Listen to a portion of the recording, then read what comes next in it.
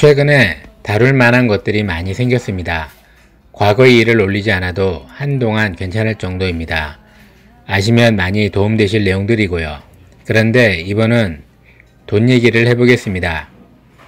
아파트 과장이라며 이력서를 내보면 제 경우 330에서 350만원 정도는 연락이 쉽게 옵니다. 이메일로 이력서를 냈더니 곧이어 전화가 와서 다른 면접을 안 볼 테니 당장 와서 면접 볼 수 있냐는 식이죠. 그 이상 주는 곳들에서는 연락이 안 오더군요. 어쨌거나 물가에 비해서도 작은 월급입니다. 공무원들에 비교하기도 어려운 수준이고요. 아시다시피 소장과 과장 외의 직원들은 월급이 더 적습니다. 그러나 주변의 베트남 여성과 살고 있는 남편들의 월급과 놓고 보면 아파트 시설관리 직원들의 월급이 나쁘지는 않습니다.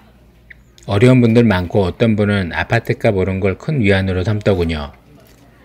사실 전부터 있던 일이지만 직원들이 세대 민원을 가서 교체나 고쳐주고 따로 돈을 받는 일들은 비일비재했습니다. 15년 전에 상계동의 모 단지에서도 기계 직원들이 월 30만원 이상은 추가로 챙겼었죠. 그 정도만 해도 연 400만원 이상 추가 소득이 있는 건데 제가 최근까지 2년 넘게 다녔던 아파트에서는 스케일이 컸었기에 전부터 다루려고 했어요. 제가 들어가기 전에 이미 잘렸던 직원들 얘기입니다.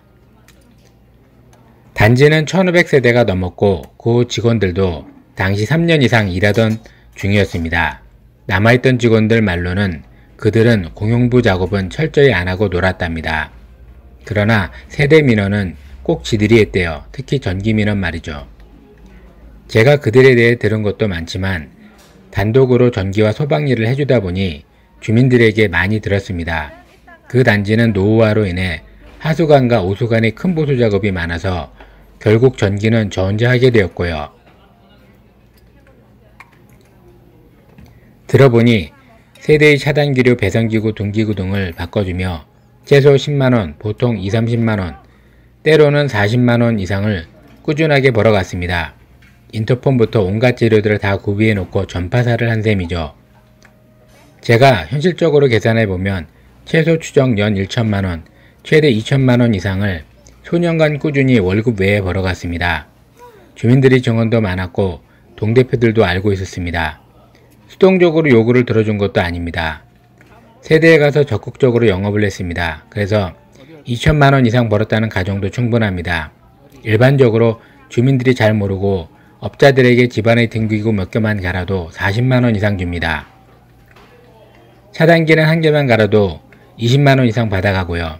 그냥 봐도 직원들에게 부탁해서 처리하는 게 돈이 덜 듭니다. 하지만 이런 특성을 대단히 악용하여 돈을 번 겁니다. 연 2천이었다고 쳐도 3년이면 6천만원 수입입니다. 이게 다룰 내용이 많아서 필요하면 이어가겠습니다.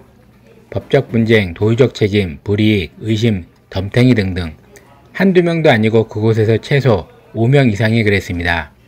기계설비와 전기 다 그랬고요. 전에 누구에게 돈 주고 고쳤다는 곳을 대충 봐도 같은 사람이 한 게 아니더군요. 그리고 전기 숙련도가 아주 낮은 그냥 돈 벌겠다고 흉내낸 수준들도 보였습니다. 화재나 감전, 쇼트가 날 만큼 엉성하게 했었죠. 아파트에서 여러 방법으로 돈 벌어가는 사람들 많다는 걸 알아두시면 됩니다. 물론 동대표나 직무대행이 비리로 벌어가는 것에 비하면 손이 많이 가고 번거로운 돈벌이이고요. 하지만 서민에게는 큰 금액입니다.